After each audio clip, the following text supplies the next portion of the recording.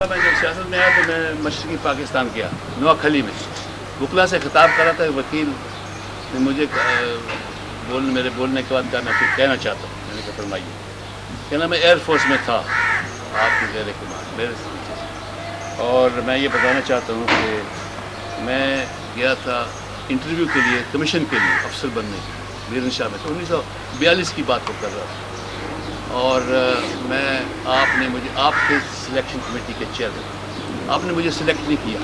میں نے سمجھا اب یہ کہے گا ہندو تھا وہ تو آپ نے اس لیے نہیں کیا، شاید وہ میرا خیال تھا کہے گا کہ میں ہندو تھا. میں یہ کہنا چاہتا ہوں کہ میں یقین سے کہتا ہوں کہ میں ابھی مجھے احساس ہے میں فٹ نہیں تھا بالکل، اس لیے آپ نے کیا، بالکل اس لیے نہیں کہ میں ہندو تھا اور میں اس کے لیے اس قابل نہیں تھا. اس کے بعد میں نے لاء کیا اور میں اب یہاں کا لیڈنگ وکیل ہوں نوکھلی کا.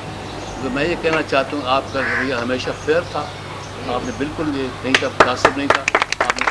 تو یہ ہندو ہو مسلمان ہو جناب، نان مسلم 6 ستارہ جرت ہیں پاکستان میں، اور ایک شخص جو نان مسلم تھا وہ ایک ریڈیو اسٹیشن کو میں کہہ چکا ابھی بتا چکا ہوں، وہ گیا جان دے دی اپنی. ہم نے والنٹیئر ملک صاحب یہ آئے ہیں کہ دوبارہ میں دہرا دیتا ہوں.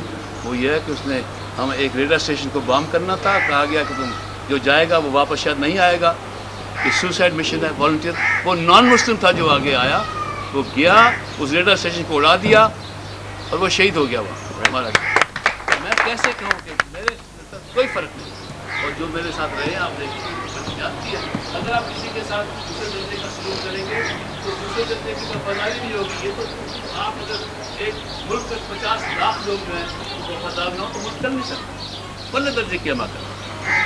تو میں یہاں ذکر کر دوں، میں کوئی تنقید نہیں کرنا چاہتا جماعت اسلامی پر، مگر آپ نے شاید پڑھے ہوں گے کچھ مضامین آئے ہیں ارشاد احمد حقانی صاحب کے. وہ ہمارے سیمینار تھا، اس میں تشریف رکھتے تھے، وہ بولے ہیں اپنی تقریر کے ساتھ. جب یہ منیر کمیشن بنی تھی، انہوں نے پوچھا تھا ان سے کہ آپ یہاں اسلامی ریاست چاہتے ہیں؟ انہوں نے کہا ہاں.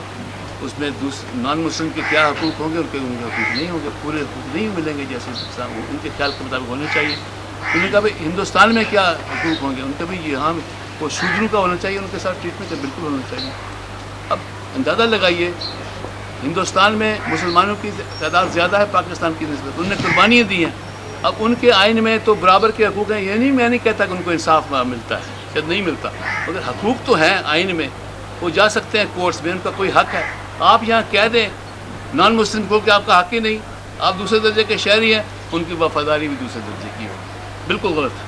برابر ہے، ہمارے نزدیک کوئی فرق نہیں ہونا چاہیے. ہندو، کرسچن، کسی میں بھی، پارسی جو بھی ہے نان مسلم ہے، شہری برابر کا ہے، برابر کے حقوق ہونے چاہیے. ہم اس کے حق میں ہیں، ورنہ میں سمجھتا ہوں ملک کی جڑیں مضبوط ہو نہیں سکتی.